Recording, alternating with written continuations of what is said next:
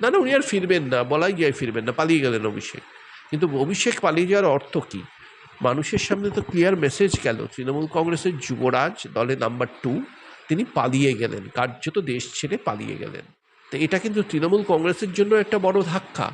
অভিষেক বন্দ্যোপাধ্যায়ের রাজনৈতিক জীবন সম্ভবত শেষ হয়ে যাবে এই পালিয়ে যাওয়ার ফলে, কিন্তু তার থেকেও বড় কথা, তার যে দল তৃণমূল কংগ্রেসের জন্য একটা বড় ধাক্কা। যারা বিধানসভায় সবচেয়ে বড় বিরোধী দল, তাদের জন্য একটা বড় ধাক্কা, এবং সেই জন্যই সম্ভবত সেই দলের সংখ্যাগরিষ্ঠ গোষ্ঠী ঋতব্রত বন্দ্যোপাধ্যায়ের নেতৃত্বে অভিষেককে সাসপেন্ড করেছেন। না না, দীর্ঘদিন থাকবেন বোঝাই তো যাচ্ছে, 3 সপ্তাহে ফিরছেন না বোঝাই যাচ্ছে, পালিয়ে যাচ্ছেন। যেহেতু তার বিরুদ্ধে একটার পর একটা দুর্নীতির মামলা চলছে, তিনি পালিয়ে যাচ্ছেন, এটা বোঝাই যাচ্ছে। তা সত্ত্বেও তাকে যে যেতে দেওয়া হলো, এবং যেখানে এই চিকিৎসা ভারতবর্ষেও সম্ভব, এটা সত্যিই একটা প্রশ্নচিহ্ন তুলে দিচ্ছে। কাল যদি অভিষেক ফেরত না আসেন, যে বিচারকরা এই রায় দিয়েছিলেন তাদের কিন্তু মানুষ দোষী বলবে। না না, এটাই তো স্বাস্থ্য ব্যবস্থার প্রথম যে ধাক্কাটা হচ্ছে, প্রশ্নপত্র লিক হয়ে যাচ্ছে মেডিকেল এন্ট্রান্স এক্সামের। তখন কী ধরনের ডাক্তার আমরা পাচ্ছি? প্রথম প্রশ্ন এটা হলো। আর দ্বিতীয় প্রশ্ন এখন যেটা হচ্ছে, যে চিকিৎসা ব্যবস্থার ওপর নেতারই আস্থা নেই, এমপিরই আস্থা নেই। যে চিকিৎসা ব্যবস্থার নেতৃত্বে ছিলেন তারই পিসি মমতা বন্দ্যোপাধ্যায়, প্রাক্তন মুখ্যমন্ত্রী, তিনি স্বয়ং স্বাস্থ্যমন্ত্রী ছিলেন।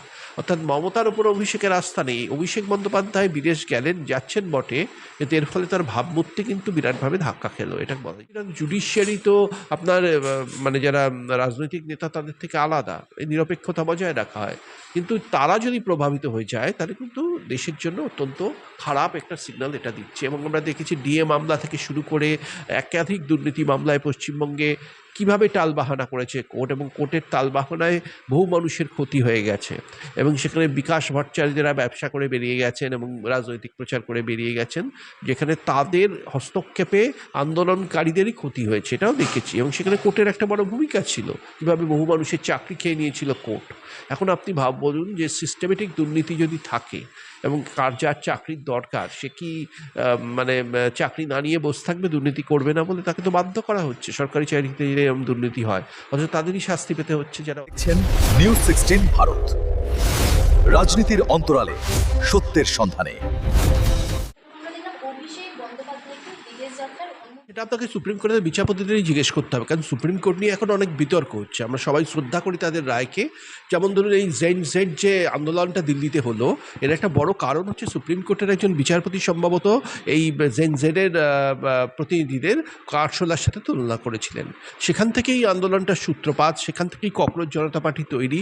কোথাও বিচারপতিরা সম্ভবত যুব সমাজের থেকে বিচ্ছিন্ন হয়ে পড়ছেন, সুপ্রিম কোর্টের বিচারপতিরা, এবং তার ফলে তাদের যে ইচ্ছা আকাঙ্ক্ষা, তাদের সেগুলোকে গুরুত্ব দেওয়ার প্রয়োজন মনে করছেন না। দ্বিতীয়ত, অনেক সময় তারা অনেক জায়গায় ইন্টারফেয়ার করছেন, যেটা অনভিপ্রেত। যেমন অভয়াকাণ্ডের সময় আমরা দেখেছিলাম, যখন কেসটা হাইকোর্টে চলছিল, হঠাৎ করে সুপ্রিম কোর্টের তৎকালীন প্রধান বিচারপতি তার এজলাসে কেসটা নেওয়ার পর সেটা আস্তে আস্তে আস্তে আস্তে তার গুরুত্ব হারিয়ে ফেলে। কেসটা কীভাবে পিছিয়ে গেছিলো শুনানি দিনের পর দিন, সেটা আমরা লক্ষ্য করেছি।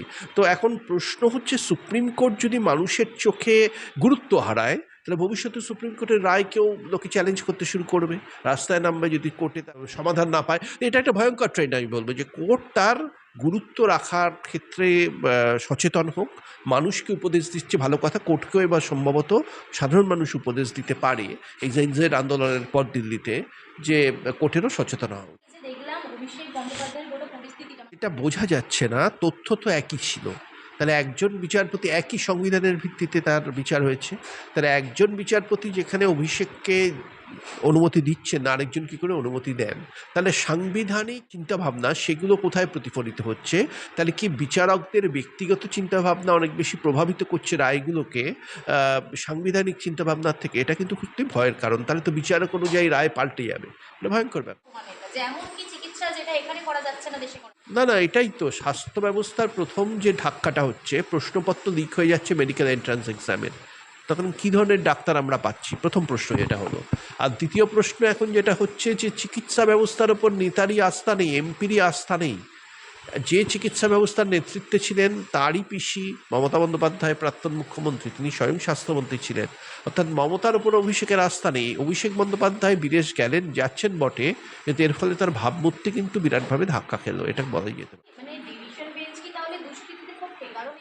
না না, অভিষেক বন্দ্যোপাধ্যায় তো বারবার আদালতকে অপমান করেছেন। আদালত কোনো পদক্ষেপ নেয়নি তার বিরুদ্ধে, জাস্ট একটু করা উচিত নয় বলে ছেড়ে দিয়েছে।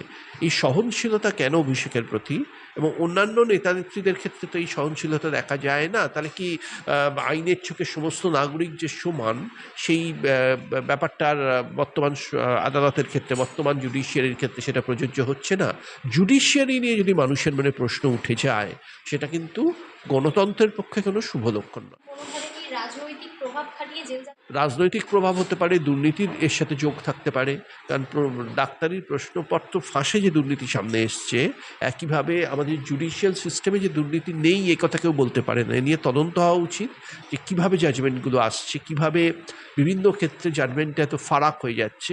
সত্যি এবার সরকারের উচিত এ ব্যাপারে তদন্ত করা। এতদিনে যারাই দুর্নীতি করেছে, দেশের টাকা লুটেছে, না, উনি আর ফিরবেন না, বলাই যায় ফিরবেন না, পালিয়ে গেলেন অভিষেক। কিন্তু অভিষেক পালিয়ে যাওয়ার অর্থ কী? মানুষের সামনে তো ক্লিয়ার মেসেজ গেল, তৃণমূল কংগ্রেসের যুবরাজ, দলে নাম্বার 2, তিনি পালিয়ে গেলেন, কার্যত দেশ ছেড়ে পালিয়ে গেলেন। তো এটা কিন্তু তৃণমূল কংগ্রেসের জন্য একটা বড় ধাক্কা। অভিষেক বন্দ্যোপাধ্যায়ের রাজনৈতিক জীবন সম্ভবত শেষ হয়ে যাবে এই পালিয়ে যাওয়ার ফলে, কিন্তু তার থেকেও বড় কথা, তার যে দল তৃণমূল কংগ্রেসের জন্য একটা বড় ধাক্কা। যারা বিধানসভায় সবচেয়ে বড় বিরোধী দল, তাদের জন্য একটা বড় ধাক্কা, এবং সেই জন্যই সম্ভবত সেই দলের সংখ্যাগরিষ্ঠ গোষ্ঠী ঋতব্রত বন্দ্যোপাধ্যায়ের নেতৃত্বে অভিষেককে সাসপেন্ড করেছেন। স্যার আমরা দেখলাম অভিষেক বন্দ্যোপাধ্যায় যে বিদেশ যাওয়ার সাথে না, দীর্ঘদিন থাকবেন বোঝাই তো যাচ্ছে, 3 সপ্তাহে ফিরছেন না, বোঝাই যাচ্ছে। পালিয়ে যাচ্ছেন, যেহেতু তার বিরুদ্ধে একটার পর একটা দুর্নীতির মামলা চলছে, তিনি পালিয়ে যাচ্ছেন, এটা বোঝাই যাচ্ছে। তা সত্ত্বেও তাকে যে যেতে দেওয়া হলো, এবং যেখানে এই চিকিৎসা ভারতবর্ষেও সম্ভব, এটা সত্যি একটা প্রশ্নচিহ্ন তুলে দিচ্ছে। কাল যদি অভিষেক ফেরত না আসেন, যে বিচারকরা এই রায় দিয়েছিলেন, তাদের কিন্তু মানুষ দোষী বলবে। সরকার, কেন্দ্র সরকার কোনো পদক্ষেপ নেবে না? এটা তো বিচারপতিদের সিদ্ধান্ত, এবার রাজ্য সরকার বা কেন্দ্রীয় সরকারের পদক্ষেপ নেওয়ার তো প্রশ্ন নেই। তারা আইন চেঞ্জ করতে পারে, বিচার ব্যবস্থায় দুর্নীতি হলে তার বিরুদ্ধে পদক্ষেপ নিতে পারে, কিন্তু বিচারপতিরা বা বিচারপতিকে ইমপিচ করা যেতে পারে অনেক ক্ষেত্রে। কিন্তু বিচারপতিরা, জুডিশিয়ারি তো আপনার মানে যারা রাজনৈতিক নেতা তাদের থেকে আলাদা, এই নিরপেক্ষতা বজায় রাখা হয়। কিন্তু তারা যদি প্রভাবিত হয়ে যায়, তাহলে কিন্তু দেশের জন্য অত্যন্ত খারাপ একটা সিগন্যাল এটা দিচ্ছে। এবং আমরা দেখেছি ডিএ মামলা থেকে শুরু করে একাধিক দুর্নীতি মামলায় পশ্চিমবঙ্গে কীভাবে টালবাহানা করেছে কোর্ট, এবং কোর্টের টালবাহানায় বহু মানুষের ক্ষতি হয়ে গেছে, এবং সেখানে বিকাশ ভট্টাচার্যরা ব্যবসা করে বেরিয়ে গেছেন এবং রাজনৈতিক প্রচার করে বেরিয়ে গেছেন, যেখানে তাদের হস্তক্ষেপে আন্দোলনকারীদেরই ক্ষতি হয়েছে, এটাও দেখেছি। এবং সেখানে কোর্টের একটা বড় ভূমিকা ছিল, কীভাবে বহু মানুষের চাকরি খেয়ে নিয়েছিল কোর্ট। এখন আপনি বলুন যে সিস্টেমেটিক দুর্নীতি যদি থাকে, এবং যার চাকরির দরকার, সে কি মানে চাকরি না নিয়ে বসে থাকবে দুর্নীতি করবে না বলে? তাকে তো বাধ্য করা হচ্ছে। সরকারি চাকরিতে এরকম দুর্নীতি হয়, অথচ তাদেরই শাস্তি পেতে হচ্ছে। যারা অরিজিনাল দুর্নীতি করে টাকাটা পেলেন, তাদের তো বিদেশে চলে যাওয়ার অনুমতি দেওয়া হচ্ছে। এটাই একটা প্রহসন আমি বলবো। যেমন আমরা 2023-এ দেখেছিলাম যে এটাই তো আমি বলছি, কোনো কনসিস্টেন্সি থাকছে না। এমনকি একজন জাজ যা জাজমেন্ট দিচ্ছেন, আরেকজন সেটার সম্পূর্ণ বিপরীত দিকে হাঁটছেন।